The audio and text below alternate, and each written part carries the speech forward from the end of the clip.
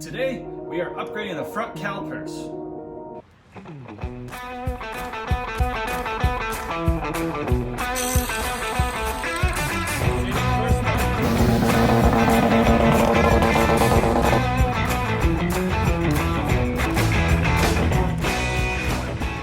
time of the year it is, it's springtime, I'm just cruising. It was warm out, so I opened the window, cracked it a little bit, get some fresh air. I'm just getting that fresh air in my face, feeling good.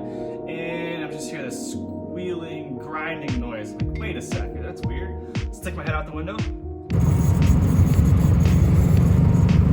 Sure enough, it's my brakes. So I take a look at them, pull it off, take it apart, and it turns out the caliper seized. I have some footage of that, I'll show you real quick. So I couldn't unseize the bolts. So it turns out I gotta buy new calipers. These guys. These are performance calipers. They're Callihan brand. They're the cheapest ones I could find on Amazon, other than OEM ones. Let's see what we got in here. We got a box with another box. Brake pads and another box. One left-sided and one right-sided caliper. Perfect. Wow, box within a box within a box. It's like boxception or something. Once you tear open the box, there's this nice caliper inside. So Callihan takes the stock calipers and they rebuild them and make them a performance caliper. So I guess we'll see if these really are performance calipers or not. Either way, I'll get rid of that seized caliper. Now that everything's unboxed, it's time to get to work.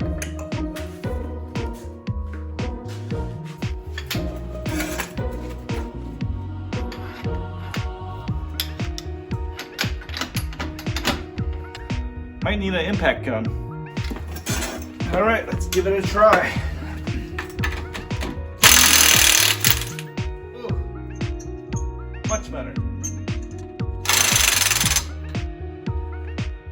Fresh off the charger and it's dying already. Apparently it's a die hard, but it dies fast though. I don't know. Craftsman, it's all right. It was okay, but it's like a couple years old now and it's dying really fast, so just ordered a new one online today. They don't have them in store, so it's gonna be like a week till it gets here though. But for you, it won't be that long. But while I wait for the impact gun to charge, I'm gonna go ahead and use some of this rust release penetrating spray, because as you can tell, it's rusty as hell back here. So I'm just gonna spray them down, let them sit for a little while.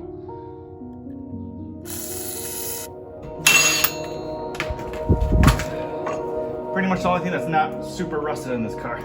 That's because I just put them on not too long ago. Fantastic.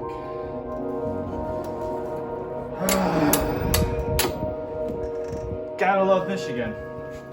Gotta love Michigan. At least I could still get those two off.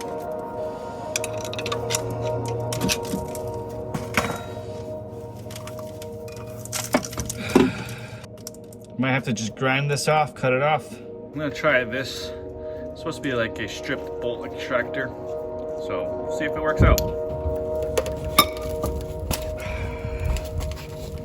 Oh, that might be some good news. Ha ha! Ha! Tis working. Yes! Phenomenal. Oh, these are lifesavers. Really did not want to cut anything.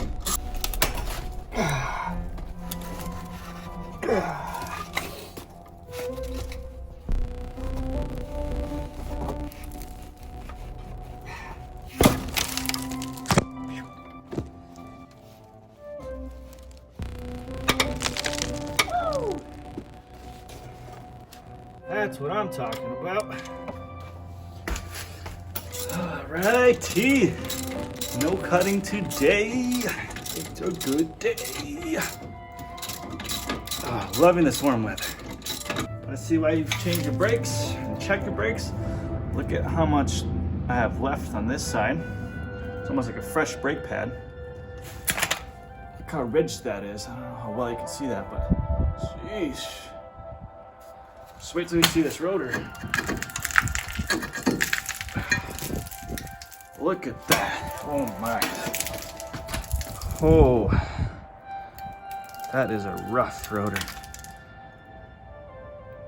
This is why you check your rotors, ladies and gentlemen, and your brakes. This is probably exactly why my brakes have been squealing.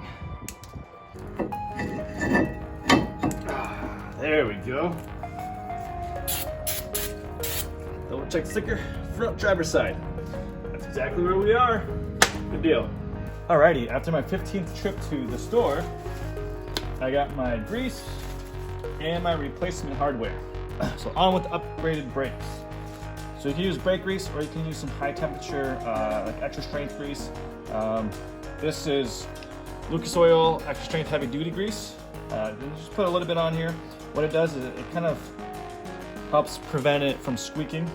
Once you got it greased up, your brand new calipers should be already completely depressed, which these ones are. You kind of see that in there, they're pretty much depressed. And so they should fit right on top of the rotor with no issue. You slide your new brake in. I've already got my clips in there.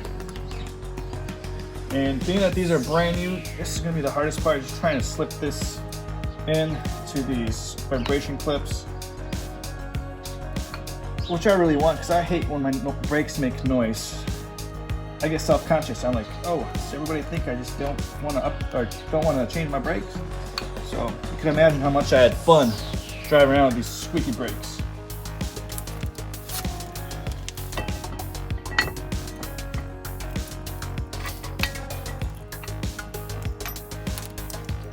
All right, learn from my mistake. My bleeder valve is down here. Should be up here. So I installed the wrong caliper on the wrong side. They're both the same side. Well, that's gonna be nice for bleeding. That's sarcasm. Your bleeder valve should be on top, because then it's the highest point and then the air can actually come out.